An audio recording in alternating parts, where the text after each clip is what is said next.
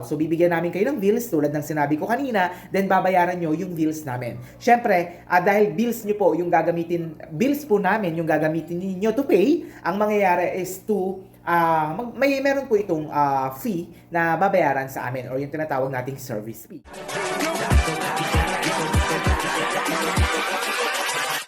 Hold up.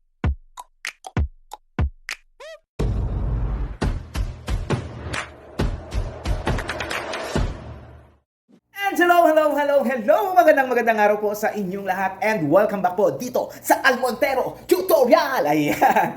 So, yung topic natin ngayon is all about the CIMB apps. Ayan. So, sa mga nagtatanong kung ano yung CIMB, sa mga nagtatanong kung ano yung loan na mas okay. So, yung CIMB, yung isa sa ire-recommend ako na bank which is less requirements. Wala siyang masyadong requirements and basta ma-operan ka lang, i-message ka lang, ay talaga namang may makukuha kang loan sa kanila. So, si CIMB Bank, isa siya sa, kumbaga parang nakalink sa kanya yung GSave, yung tinatawag natin sa GCash. Di ba may makikita tayo yung GSave. Then, pwede kang mag-register sa CIMB gamit yung ating GSave account. So, ilalagay mo lang dyan yung number mo. Ayan. Pag meron ka na yan, so ang gawin mo lang ay maglagay ka lang dyan ng pera like 2,000, 3,000. Maglagay ka lang dyan. Huwag mong galawin. Tapos, kapag meron ka ng pera dyan, hayaan mo lang siya. Then, mag-o-offer sa'yo si CIMB na pwede mo nang magamit or pwede ka nang mag-apply for personal loan or yung tinatawag nating Revi. Ayan. So, yung topic natin muna ngayon is all about the Revi credit. So, yung Revi credit is a kind of loan under CIMB kung saan 70%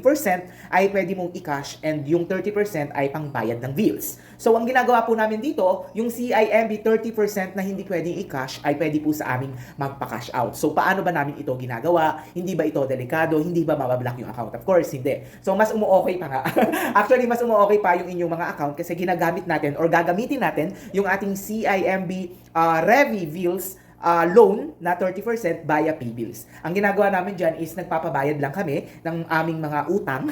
Marami kaming utang. Talagang pinaghahandaan namin yung mga nagpapatrade. Dahil ang ginagawa namin is talaga namang kailangan namin magamit yung mga credit cards namin, mga pwede namin magamit basta pwedeng mabayaran siya through CIMB apps. Ayan. So sa mga nagtatanong, paano namin kino-convert ang CIMB Revi 30%? So ang ginagawa lang po namin dyan is nagbibigay kami ng bills dun sa mga clients namin at itong bills na to ay babayaran ninyo gamit ang inyong CIMB Revi bills 30% na natitira. Tulad ng sinabi ko, yung 30% na CIMB Revi bills ay hindi po nako-convert sa cash or hindi siya natatransfer. Ang pwede mo lang matransfer ay yung 70% ng iyong na-loan sa Revi. Okay, let's say ang utang mo ay ang in-offer sa'yo, kunyari ay 30,000.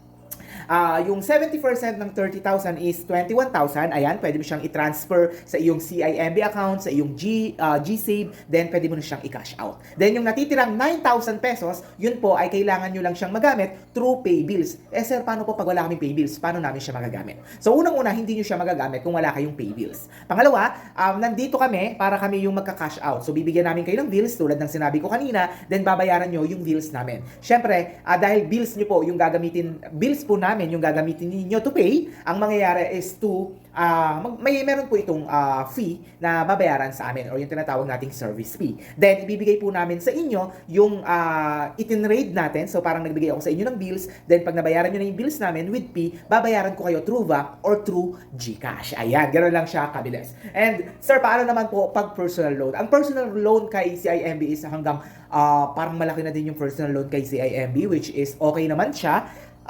Kaso lang minsan sobrang haba, sobrang matagal yung pagbabayad. So, if ever na ma-offeran ka, wag mo na lang piliin yung mahabang term kasi kahit mag-advance ka dyan, hindi pa rin siya mababago. And kapag pinakat mo naman siya or binayaran mo ng advance, meron din siyang fee. So, better na wag na tayo mag-approve agad-agad once na in-offeran tayo ng personal loan. Pero kung kailangan mo naman talaga ng pera at wala ka naman masyadong pangbayad na malakihan, so okay na rin yung ginagawa nila. Pero tulad ng sinabi ko, habang tumatagal kasi yung pagbabayad ng ating loan, syempre mas dumadami yung interest at kapag sina-up natin, doon nagkakaroon ng sobrang laking interest. Pero okay lang yon kasi installment naman. Okay? Ayan. So sa mga naghahanap na magpapatrade ng ating CIMB Revi bills, yung 30% na hindi na withdraw, pwede po sa aming lumapit. So pwede po sa aming lumapit yung mga merong CIMB Revi bills, mga kwarta, G-Gibbs, G-Credit, sa Atome, Mokasa, Skyro, ayan, mga pangbayad lang yan, mga pambili lang yan sa mga merchant, pangbayad ng bills, hindi po siya nakaka-cash out, which is pwede naman po sa amin. So kung unverified ka sa GCash, may laman yung GCash mo, hindi mo makash out, pwede sa amin. Same as sa Paymaya,